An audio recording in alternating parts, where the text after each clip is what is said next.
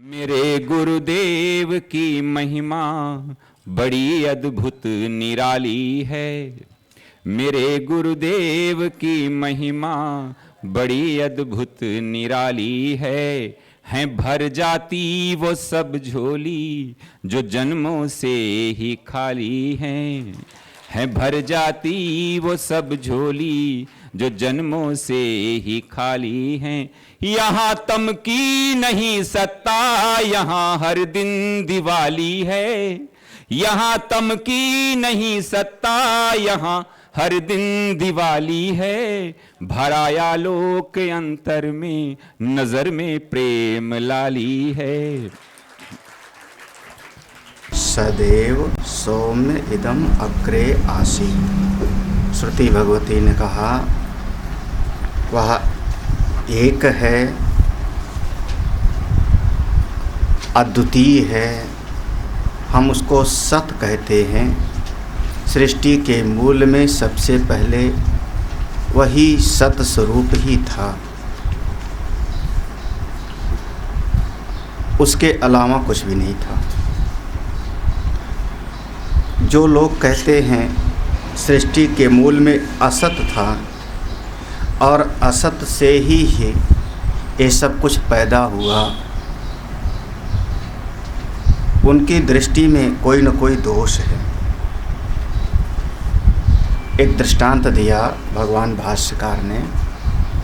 दृष्टांत ये है कि दो व्यक्ति एक गांव से दूसरे गांव की तरफ चले। रास्ते में किसी कुम्हार का घर है। जिस समय जा रहे हैं उस समय कुम्हार के यहाँ पर गीली मिट्टी का एक लोंदा पड़ा हुआ है। ढेर सारा गीली मिट्टी रखी हुई है, मिट्टी का ढेर रखा है। लौटते समय जब लौटते हैं तो वहाँ मिट्टी का वो ढेर नहीं दिखाई पड़ता, छोटे छोटे दिए कुल्हड़ सकोरा दिखते हैं। तो पहले वाला जो व्यक्ति है वो कहता है ये जितने भी बर्तन दिखाई पड़ रहे नाम रूपात्मक, ये सब वो मिट्टी ही है जो हम लोग जाते समय मिट्टी का ढेर देखे थे।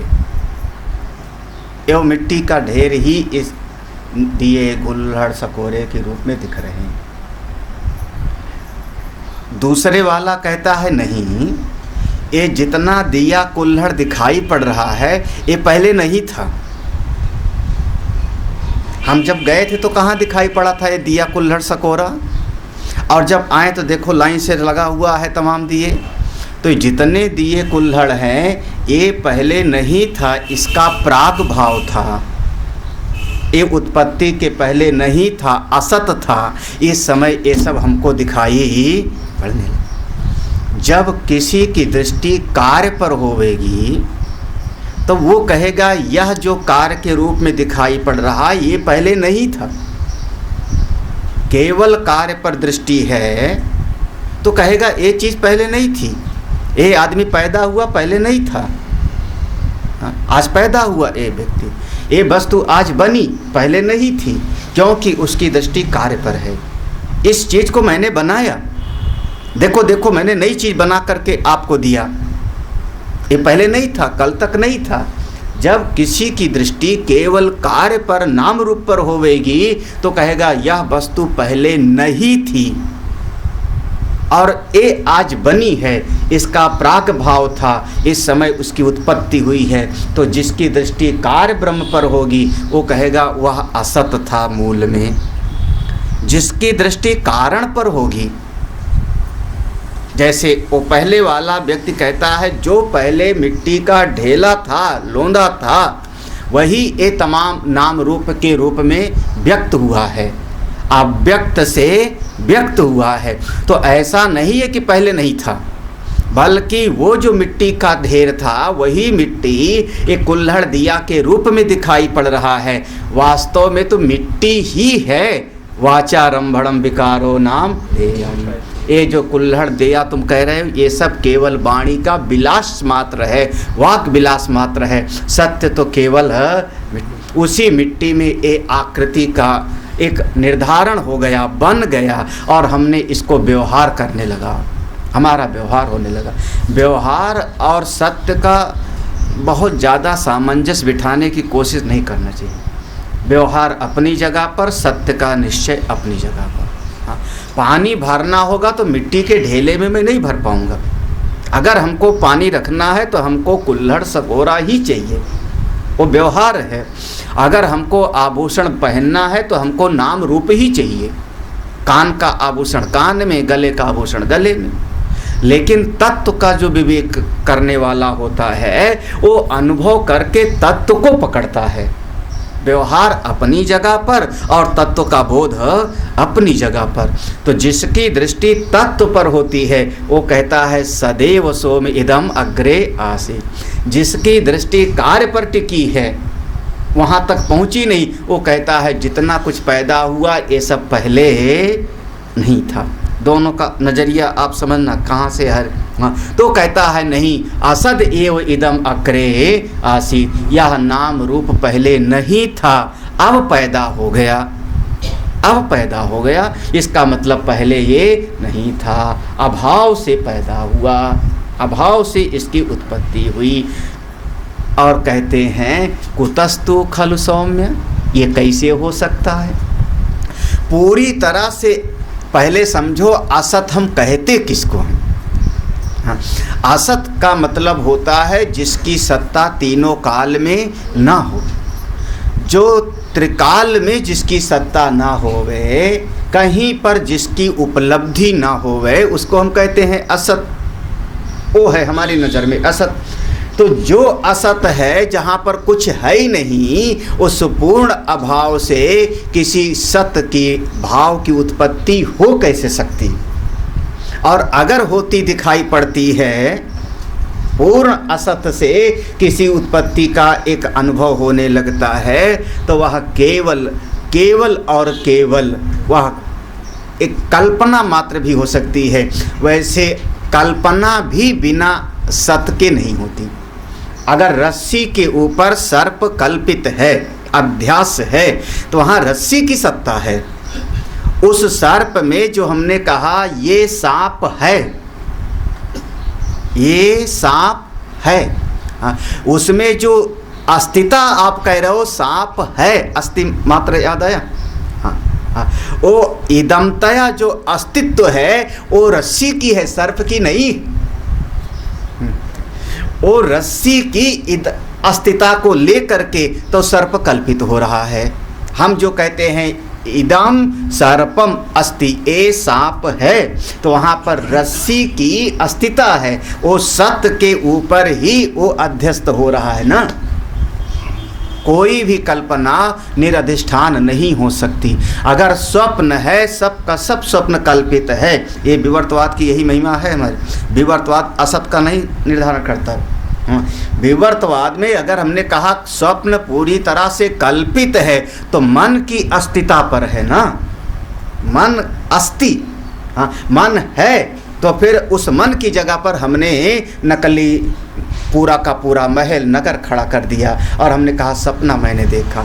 वहाँ पर जो शेर है सपने के भीतर, जो सपने में वृक्ष है, वहाँ पर जो अस्थि है वो मन की अस्तित्व को लेके हो रहा है। इसलिए असत से कुछ भी उत्पन्न नहीं हो सकता।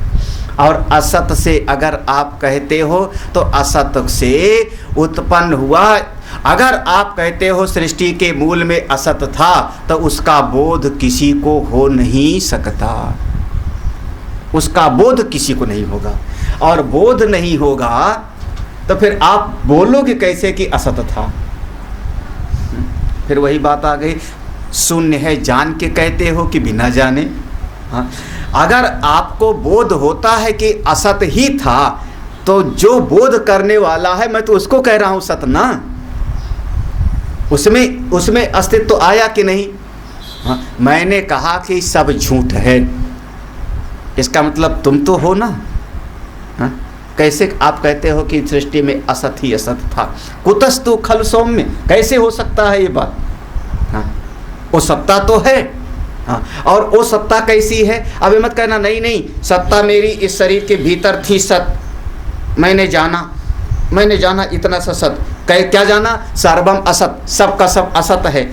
अरे सत अगर जाना होता तो सत सर्वगत था ना। 9 विशेषण दिए थे। हाँ, विज्ञान और सर्व वेदांतेभ्य गम्यते सर्व वेदांतेभ्य, सर्व वेदांत के माध्यम से उसी तत्व का बोध होता है। ये क्या है? हाँ जी, ये 9वां विषय। तो वहाँ पर जो आया सर्वगत सर्वव्यापक है ना वो। तो अगर आपने अपने भीतर इदम को उसको जाना होगा, अस्तित्व मैं हूँ, केवल सत्य को इतना जाना कि आपने सत्य को ठीक तरीके से समझा ही नहीं, फिर तो आप एक कल्पना में खोए हुए हो, क्योंकि सत्य सर्वव्यापक है। आप कहते हो असत को मैंने जाना, हाँ, सब झूठ है, असत है, असत को मैंने जाना, तो तुम हो सत। कैसा सत तुम जाने? बोले सत कैसा हो? बोले इतने शरीर में। बोले फिर अभी आपने समझा ही नहीं, क्योंकि जिसको मैं सत कह रहा हूँ वो सर्वव्यापक है। हाँ, हाँ, हम वो शरीर से परिचिन नहीं। और शरीर कैसा है? शरीर कैसा है? तो फिर सूत्र लगाओ ही, वाचारंभणम विकारो न। शरीर का एक नाम है, एक रूप है। नाम रूप क्या है? केवल वाणी का विलास है। अस्तित्व मात्र ही मृत्यका इत्येव सत्यम। तो शरीर को तो मैं देख ही नहीं रहा हूँ। इसलिए हे सौम्य, असत से उत्पत्ति हो नहीं सकती। इसलिए तस्माद असता सर्वभाव रूपा सत विद्यमान जायते समुत्पन्नम अजाय। इसलिए तुम्हारा ये चिंतन उचित नहीं होवेगा। इसलिए सदैव सौम्य इदम अग्रे आदेशित एकमेव अद्वितीयम इति निश्चितम, ये निश्चित हो गया। अब वो जो सत्स्वरूप है वो विचार कर रहा है। बस ये दृष्टि की बात समझ लोगे तो अपने आप समझ जाए। एक की दृष्टि कार्य पर है, एक की दृष्टि कारण पर है। एक मूल को देख रहा है और एक छोटी छोटी उपाधियों के भीतर अटका हुआ। अगला मंत्र पढ़ते हैं। तदैक्षत बहुश्याम प्रजायेति,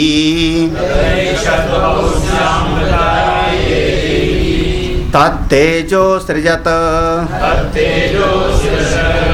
तत्तेज ऐक्षत बहुश्याम प्रजायेति,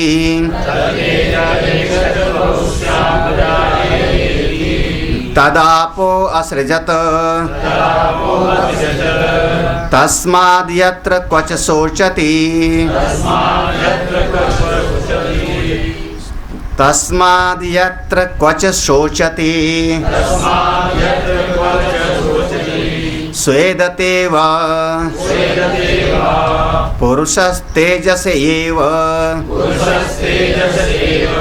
तदध्यापो जायन्ते। जहाँ पर श्रुति में इति शब्द आता है वहाँ समझना कि एक बात पूरी होती फिर दूसरी शुरू होती है। बीच बीच में जैसे पहले हमारा लिपिबद्ध तो था नहीं श्रुति, ये हमारा आचार की वाणी से हम सुना करते थे, शिष्य लोग सुन के धारण कर लेते थे गुरुमुख से। तो श्रुति परंपरा में तो वो बोलने में ही इति आ जाता था तो कहा जाता था मतलब एक ये पूरा हुआ। और जब कोई आखिरी बात 2 बार रिपीट कर दिया जावे, हाँ 2 बार आखिरी लाइन 2 बार जब रिपीट कर दी जाएगी तो समझना ओवर एंड ऑल है, उपनिषद समाप्त हो जाता है फिर। प्रकाशयन्ते महात्मना, प्रकाशयन्ते महात्मना, इस प्रकार से। तो इति देखना बीच बीच में। तद ऐक्षत, उसने ईक्षण किया, ईक्षण देखा। किसने? किसने? ब्रह्म कहाँ आया यहाँ पे? हाँ, मैंने पहले कहा ईश्वर मत कहना, नहीं तो ईश्वर कहने से आपको डंडा लेकर के चलाने वाला याद आ जाएगा। क्योंकि ईशन करने के अर्थ में होता है नियामक करने। ईश्वर शब्द ईशन करने के अर्थ में होता है, नियंता के अर्थ में। तो आपके मन में वो कल्पना हो जाएगी। भगवान कहने पर अपने इष्ट देव का ध्यान आ जाएगा। हाँ, हरि नारायण कहने पर कोई और आकृति नाम रूप का ध्यान आ जाएगा। यही तो आवेगा। और नाम रूप क्या हुआ? वाचारंभणम विकारो नाम थे, वो भी ध्यान आ जाएगा।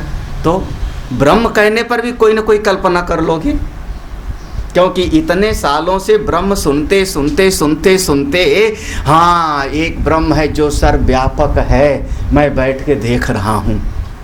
कहाँ? पीढ़े पर।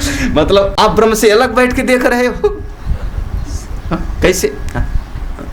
तो ब्रह्म के तो यहाँ पर केवल सत। अच्छा, सत कैसा है? हाँ, तो अब एक यहाँ पर विचार होगा कि हमारे सांख्य दर्शन में, थोड़ा थोड़ा दर्शन का ध्यान करते जाओ। सांख्य दर्शन में दो तत्व हैं, एक पुरुष और दूसरा प्रधान। सांख्य दर्शन ने प्रधान नाम दिया, लेकिन बाद में प्रकृति के नाम से बहुत प्रसिद्ध हुआ प्रधान। सांख्य दर्शन में प्रधान नाम ही है। कभी देखो, उठा करके रखा हुआ है सांख्य दर्शन के सूत्र, पढ़ो, अच्छा लगेगा। हाँ, तो कैसे वहाँ पर प्रधान उसका नाम दिया। 3 गुणों की जो समष्टि है उसका नाम प्रधान। तो कहते हैं कि जितनी क्रिया विक्रिया होती है वो सब प्रधान में होता है। पुरुष दृष्टा है और प्रधान करता है, ये उनका मूल सूत्र है। पुरुष दृष्टा है और प्रधान कर्त्री है, सब कुछ वो करती रहती है। तो जो प्रधान है वो जड़ है और पुरुष चेतन है। ये दोनों को अलग अलग करके उन्होंने, इसीलिए उन्होंने कहा दो सत्ता है, पुरुष और प्रधान। तो पुरुष चेतन है और प्रधान जड़ है। वो जड़ 3 गुणों का मूल समष्टि है और उसी में परिवर्तन हो करके 5 महाभूत और सृष्टि बनती रहती है। जड़ में क्रिया विक्रिया उसका नाम देते हैं। हाँ, ये सब होता रहता है। हाँ, पुरुष में नहीं, कुछ नहीं होता। यहाँ पर क्या है? तद ऐक्षत, तद सत। हाँ, तद वही जो पहले कहा था, सत सतेव, तद वही ऐक्षत, उसी ने ईक्षण किया, उसी ने देखा, उसी ने विचार किया। इसका मतलब क्या हुआ कि वो जड़ नहीं बल्कि चेतन है ना। इसको हम कहते हैं अभिन्न निमित्त उपादान कारण हो रहा है। वो यहाँ पर जैसे एक कुम्हार घड़े को बनाता है अलग से सामान लेकर के, ऐसा नहीं है, अभिन्न निमित्त उपादान कारण। यहाँ जो सत है वो स्वयं ही बनाने वाला और बनी हुई चीज सब के रूप में होने जा रहा है, अभिन्न निमित्त उपादान कारण। तो चेतन है, जड़ नहीं। अगर जड़ होता तो ऐक्षण की क्रिया नहीं हो सकती। दर्शनम कृतवता, कैसे देखता? जड़, जड़ हम उसको कहते हैं जो ना स्वयं को जाने ना किसी और को जाने, वो जड़ होता है। जो ना स्वयं को जाने ना अन्य को जाने, ईंट जड़ है। लेकिन जिसने ईक्षण किया, ईक्षण शब्द है, ईक्षण माने विचार करना, चिंतन करना। अब इस पर आप लोगों के चिंतन का विषय हो जाएगा। खूब विचार करो कमरे में बैठ के कि उसके पास मन था कि नहीं। हाँ? क्योंकि चिंतन का काम चित्त करता है, मन करता है, अंतःकरण करता है। अंतःकरण होगा तभी तो वो चिंतन करेगा, ईक्षण करेगा, देखेगा। हाँ? उसके पास था अंतःकरण कि नहीं? अगर अंतःकरण था तो हम लोग तो क्या पढ़े हैं लगातार कि पहले 5 महाभूत बने, फिर 5 महाभूतों के सत्व गुण के सम्मिश्रण से उसके बाद बना।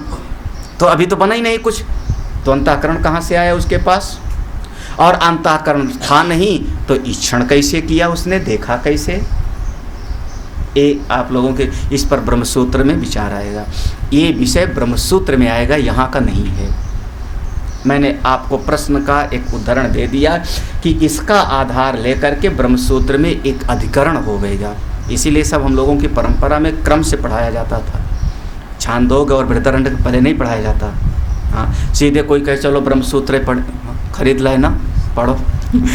तो वो केवल जो है, केवल चतुसूत्री का केवल प्रवचन है जो लाए हो, कुछ चतुसूत्री 4 सूत्र और पूरे 554 सूत्र हैं। महाराज श्री अखंडानंद महाराज ने केवल 4 सूत्रों पर प्रवचन किया बस। और तो उसमें 554 हैं, उसमें अधिकरण है लगभग 101। 191 अधिकरण हैं, उनमें एक अधिकरण इस बात को लेकर के है कि उसमें अंतःकरण है कि नहीं। श्रुति ने कहा है कि ईक्षण किया, चिंतन किया, देखा, और बिना अंतःकरण के देखेगा कैसे? और अंतःकरण है तो वो भी नाम रूप वाला हो गया, वो भी उपाधि वाला हो गया, कैसे किया? अब मैं पहले बता दे रहा हूँ आपके मन में इतना कि ये ब्रह्मसूत्र में जाके खुलेगा, हाँ, अभी खुलने वाला नहीं है। अभी इतना समझ लो कि मान लो का बराबर 100, हाँ, इतना मान लो, हाँ, कि उसने ईक्षण किया। ये हम मनवा रहे हैं यहाँ, इतना मनवाएंगे, इसके बाद आगे सब फिर हर चीज़ का लॉजिक होगा। हाँ, इसका कोई तर्क नहीं है अभी, हाँ, इसका फिर वहाँ पर आएगा। यहाँ पर इतना मान लो कि हाँ, उसने विचार किया, उसने ईक्षण माने देखना, वैसे ईक्षण कहते हैं आँखों के माध्यम से देखना। हमने जैसे देखा आपको, हमने आपका ईक्षण किया, तो ऐसे उसने ईक्षण किया। पहले आँखों से देखा, फिर मन से विचार किया, फिर बुद्धि से निर्णय किया। सा तद ऐक्षत, उसने ईक्षण किया। क्या ईक्षण किया? ईक्षण क्या किया उसने?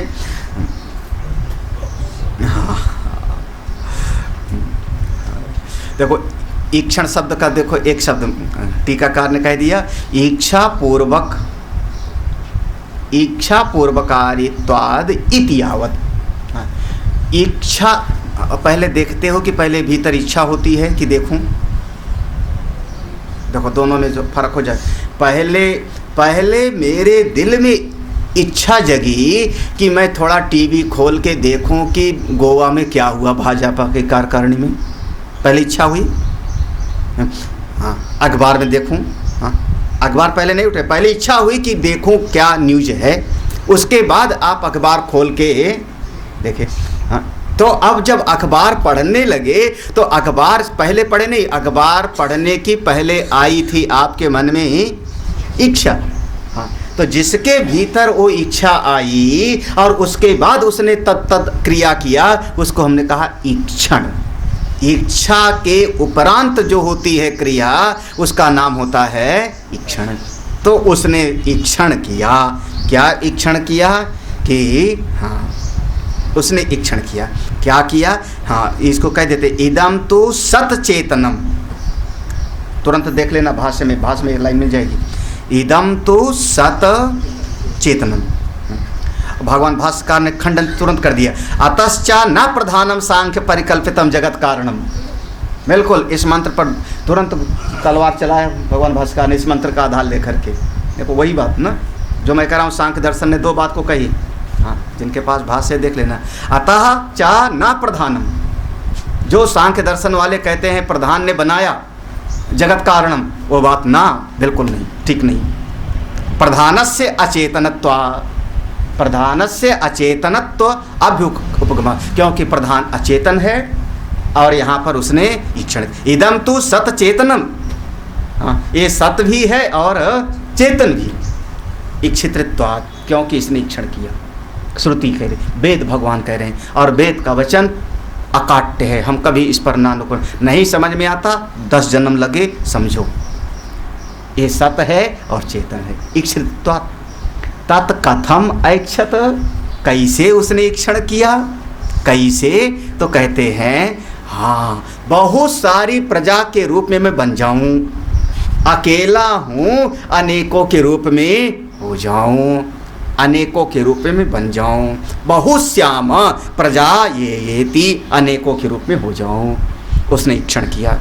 अब दो ही तरीके से हो सकता है, या तो परिणामवाद से हो सकता है या विवर्तवाद से हो सकता है। नहीं समझे? या तो आप खेत में हल चला करके बहुत सारा अनाज पैदा कर सकते हो, और या तो ख्याली पुलाव पका करके आप अनाज पैदा कर सकते हो, शेख चिल्ली के सपने जैसा। या तो बाहर नींव खोद के घर बना सकते हो ईंट पत्थर ला के, और या तो फिर अपने मन में महल खड़ा सकते। दो ही तरीका है ना। हाँ, दो ही तरीका।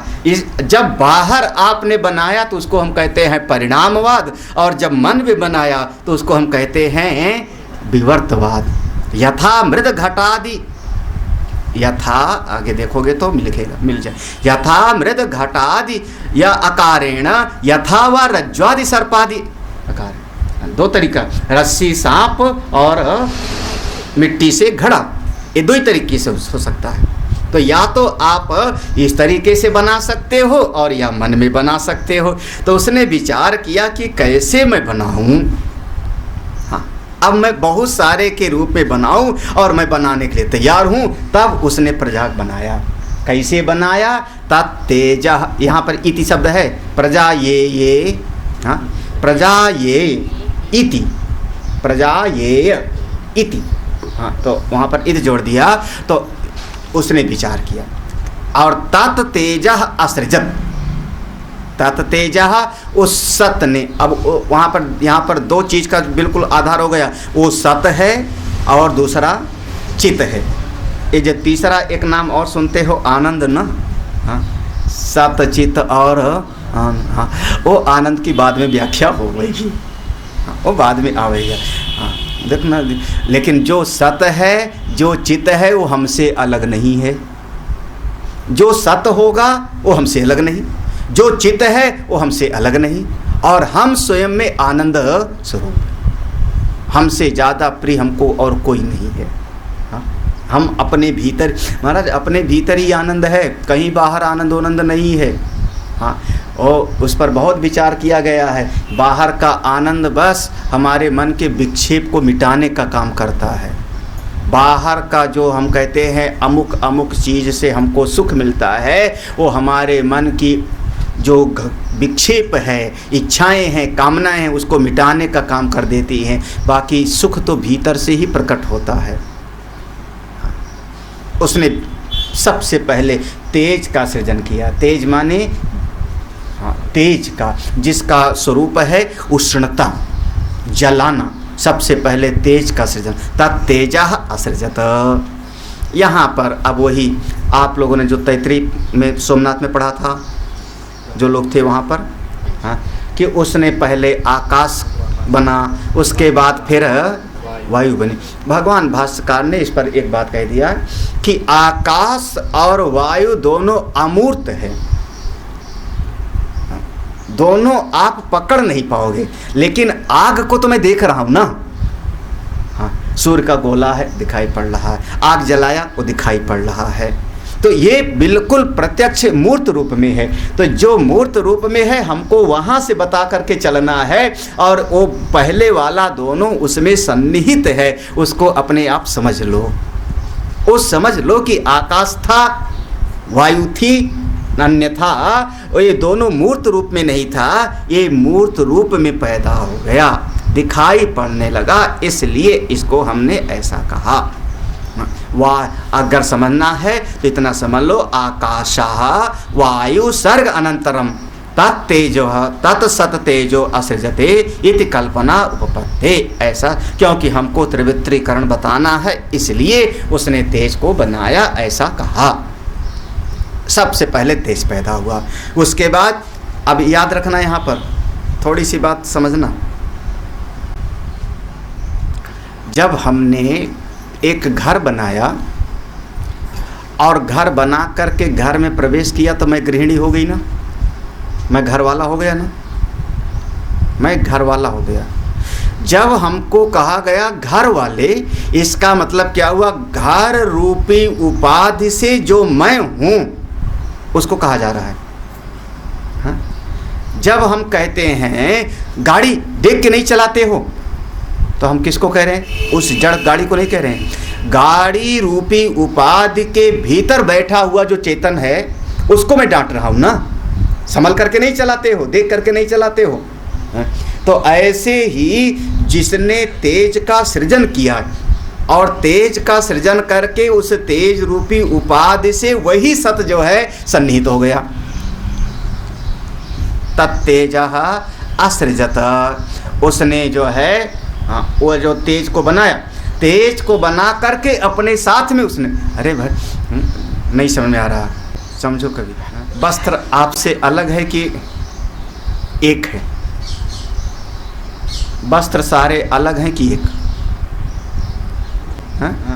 भैया सीधे सीधे अलग है वस्त्र ना, वस्त्र तो अलग है। हाँ है तो अभी अलग। हाँ लेकिन वस्त्र को जब मैंने पहन लिया, हाँ तो अब सुंदर कौन हो रहा है?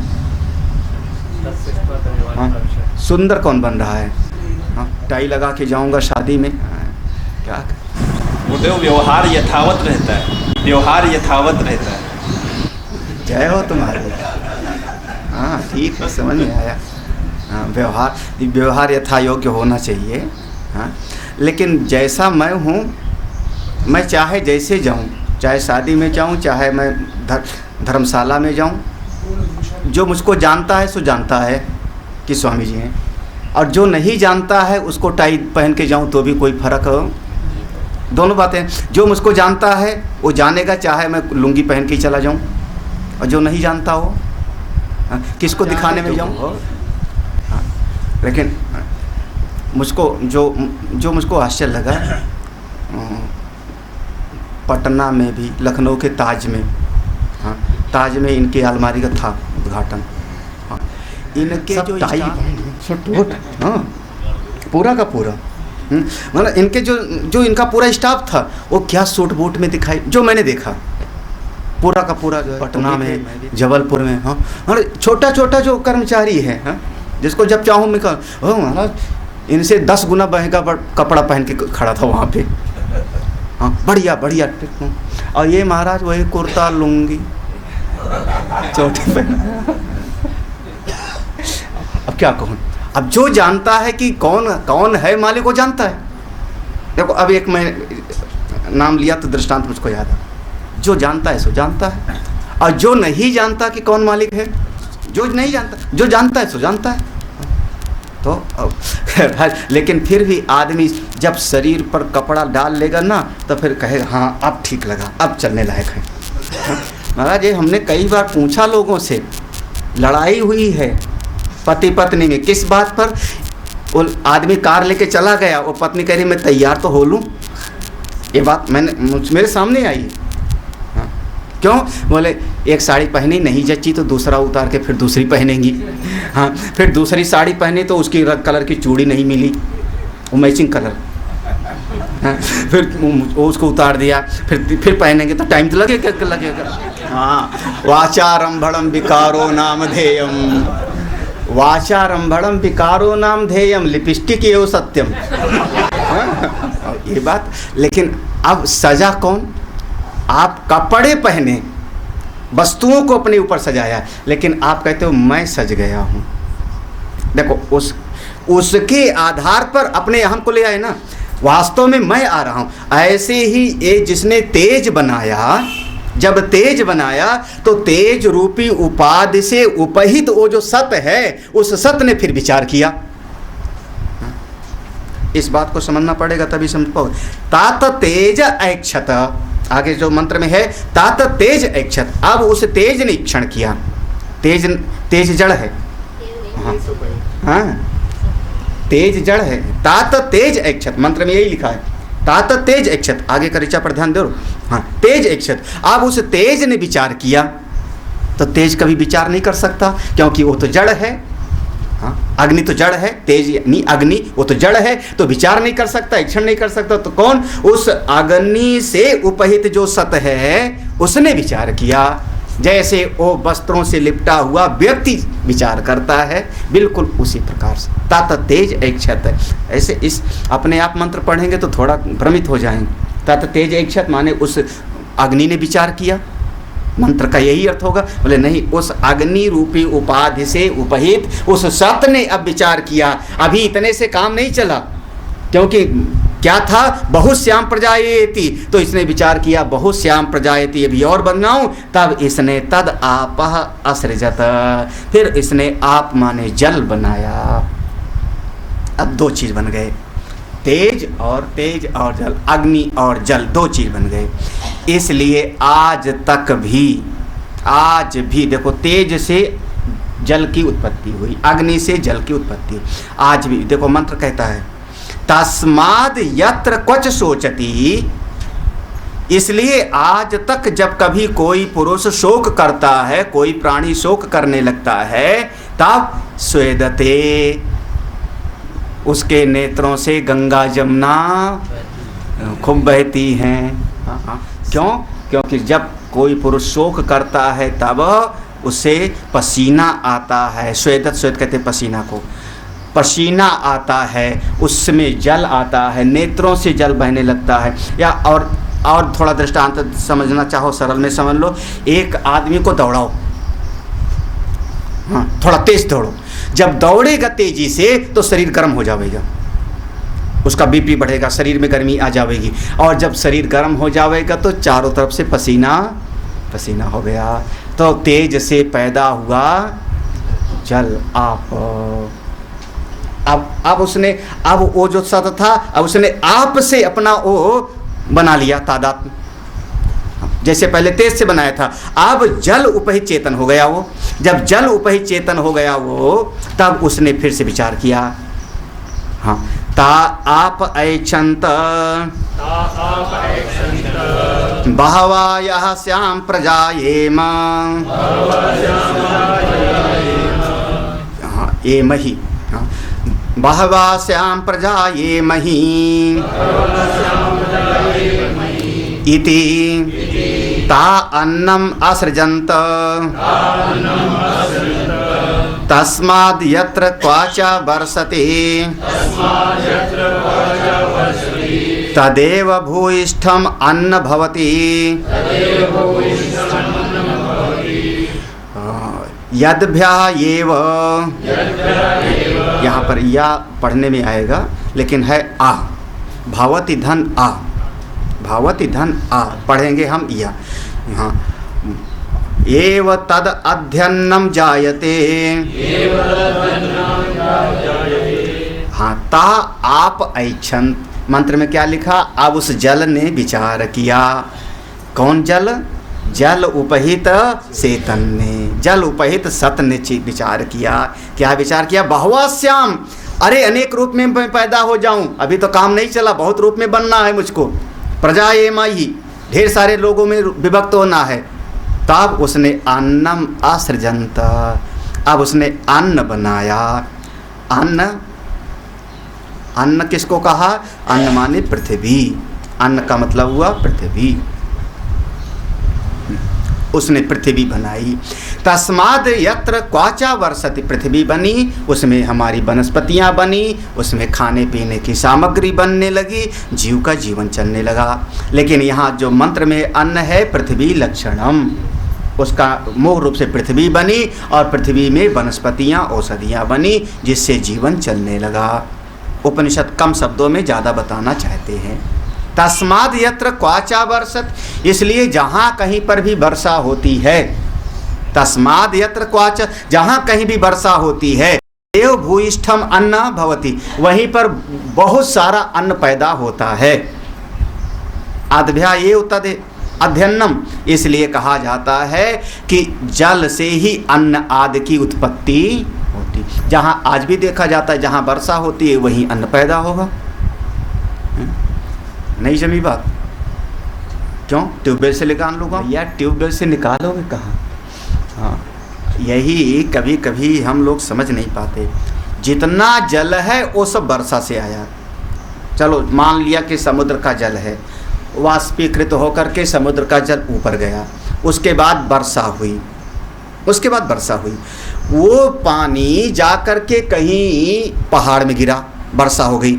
पहाड़ में चारों तरफ से तलहटी है, बीच में कहीं पर जगह था, वो पानी पहाड़ के कुछ अंदर चला गया, कुछ पानी लुढ़क करके बाहर चला आया, कुछ पानी अंदर चला गया। जो पानी अंदर कहीं पहाड़ों के भीतर कहीं पर थोड़ा सा गड्ढा नुमा था, वहाँ जा कर के एकत्रित हो गया। समय पा कर के कहीं से कोई चूहे राम ने छेद कर दिया और बाहर एक स्रोत निकल आया, और फिर पहाड़ के लोग एक डंडा लगा के, पाइप लगा के और बोतल लगा के पानी भरने लगे। कभी गए होंगे बद्रीनाथ वगैरह तो देखो, हाँ चश्मा निकला, झरना, कहाँ से आया वो जल? यहाँ का नहीं है, वो सब बरसात का है। अगर वर्षा ना होवे, वर्षा ना होवे, हमारा जल नीचे का निकालते जाओ जो संचित है धीरे धीरे, तो जहाँ जहाँ वर्षा होती है वहाँ वहाँ ज़्यादा दिन तक वर्षा ना हुआ है तो यही ज़मीन रेगिस्तान हो जाएगी, सब लोग समझते हो। थोड़े थोड़े समय के बाद में, 1000 साल के बाद, 500 साल के बाद में रेगिस्तान कैसे बनता है, बंजर कैसे बनता है, पढ़ो आप। हाँ, धीरे धीरे रेगिस्तान हो जाएगा। इसलिए ये 3 चीज पैदा हो गया। कौन कौन सा? हाँ, तेज, तेज, आप और जल। थोड़ा सा तीनों का लक्षण पढ़ लो भाष्य में, भाष्य में तीनों का लक्षण पढ़ लो। इसके पहले देख लेना, इस मंत्र के बिल्कुल ऊपर कहीं लिखा होगा तेज इति प्रसिद्धम लोके। हाँ, इस मंत्र के ऊपर कहीं लिखा होगा तेज इति प्रसिद्धम लोके। हाँ, वहाँ से देखना, दग्ध्री पक्त्री प्रकाशकम रोहितम चेती, क्योंकि आगे भी आएगा, मिला। हाँ, तो जो तेज हम कह रहे हैं उसके 4 यहाँ पर लक्षण दे रहे हैं। दग्ध्री जलाने वाला, पक्त्री पकाने वाला, प्रकाशकम प्रकाशित करने वाला, और रोहितम लाल रंग का जो होता है उसको हम कहते हैं तेज। ये 4 लक्षण दिया। दग्ध्री जला देवे, पका देवे, प्रकाशित करे, और रक्त वर्ण का होवे उसको हमने कहा तेज। फिर उसके और नीचे आ जाओ थोड़ा सा। आपो द्रवः स्निग्धः स्यंदिन्यः शुक्लः चेति प्रसिद्धा लोके। जल का क्या हुआ?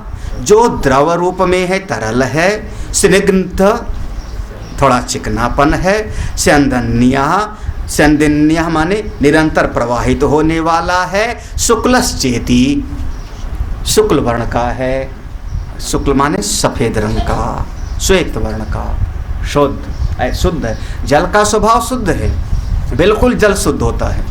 हाँ, उसमें जो दोष मिला है, बाहर से दोष आया हुआ है। हाँ, सीवर लाइन आ गई, कोई और कचरा। गंगा जी का पानी शुद्ध है, गंदा दिखाई पड़ रहा है तो कहा कि बरसात का पानी आ गया होगा, अगल बगल का पानी मिल गया होगा। हाँ, नहीं तो जल हमेशा शुद्ध होता है। वो खराब से खराब पानी को डब्बे में भर के रख दो, डब्बे में भर के आप रख दो, डब्बे को हिलने मत दो, हिलाना मत। हाँ, 2-3 दिन के बाद में वो पानी का सारा गंदगी नीचे बैठ जाएगी, शुद्ध हो जाएगा, उसका स्वभाव है। हाँ, अच्छा, फिर अन्न का क्या स्वरूप है वो भी लक्षण देख लो, तीनों का लक्षण देख लो, तब आगे समझ में आएगा। आगे का प्रसंग थोड़ा इन लक्षणों के आधार पर फिर समझ में आएगा। हाँ, वो बताना थोड़ा। हाँ, अन्नम चा, हाँ, गुरु स्थिरम धारणम कृष्णम चा रूपतः प्रसिद्धम। ये प्रसिद्ध है। अन्न कैसा होता है? गुरु भारी होता है, वजनी होता है। इसका वजन है, तेज का वजन नहीं बताया था, कितने ग्राम तेज बांट दिया हमने। अब इस पर विचार कर लो, गैस सिलेंडर का वजन होता है कि नहीं? हाँ, गैस सिलेंडर जो है वो तेज है, वो तेज है। वायु के अलावा उसमें कुछ और द्रव मिला हुआ है, तो केवल वायु कहने से नहीं काम चलेगा, तो ऐसे काम नहीं चलेगा। उसमें अन्न का भी स्वरूप एक चर्चा हुई। एक चर्चा ये हुई, अब देखो जो लोग पंचीकरण पढ़े वो लोग याद रख लेना। एक कोई नया विज्ञान पढ़ा हुआ सत्संग में आ गया और उसने कहा, महाराज ये आप कैसे कहते हो कि वायु में भी वजन होता है, हवा में कोई वजन नहीं होता। और फिर उसके साथ कुछ बहस होने लगी। उन्होंने कहा नहीं महाराज, और अंत में कहा जब उसमें वो हवा भर दिया, फुटबॉल की गेंद में हवा भर करके उसको तौला तो थोड़ा सा फर्क आया, ज़्यादा नहीं आया। हाँ, पहिए में हवा, थोड़ा सा फर्क आया। बोले ये क्या है? तो कहा कि बेटे पंचीकरण अगर पढ़े होते तो ये पृथ्वी का गुण है, वायु में आधा अपना है और आधे में चारों और महाभूत का है ना। आधा अपना है और आधे में एक हिस्सा आकाश का, एक हिस्सा पृथ्वी का, एक हिस्सा जल का। तो ये जो इतना सा आया, जो इतना फूल गया वायु का, और जो इतना 100 ग्राम वजन आ गया ये पृथ्वी का। ये सब पंचीकरण की विधि से पढ़ोगे तो यहाँ पर अन्न कैसा है? गुरु भारी होता है, वजन होता है। स्थिरम थोड़ा स्थिर रहने वाला होता है। धारणम, जीवों को धारण करने वाला होता है। रंग इसका कृष्णम, हाँ, कृष्ण वर्ण का, काला रंग का होता है।